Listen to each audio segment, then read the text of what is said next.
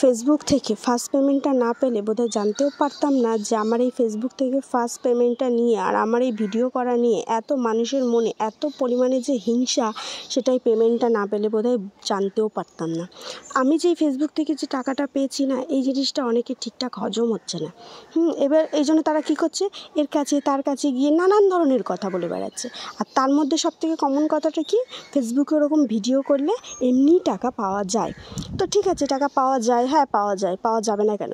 কিন্তু আমার কথা হচ্ছে যে তোর ফ্যামিলির লোকজন তাহলে পাচ্ছে না কেন টাকা? তোর ফ্যামিলির লোকও তো ভিডিও করে, লোকের দেখে নকল করে করে ভিডিও করে, তাহলে তারা কেন টাকাটা পাচ্ছে না? হিসাব মতো তো তারা আগে টাকাটা পাওয়া দরকার, পাচ্ছে না কেন রে?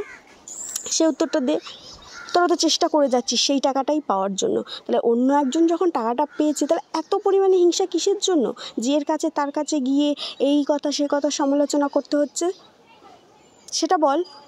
আর সবথেকে বড় কথাটা কি জানো, যেটা আমার প্রচণ্ড পরিমাণে বলতে ইচ্ছা করছে, যেটা না বললে একদমই নয়, সেটা হচ্ছে গিয়ে পরের থেকে না আপনের জ্বলনটা দেখলাম অনেক বেশি।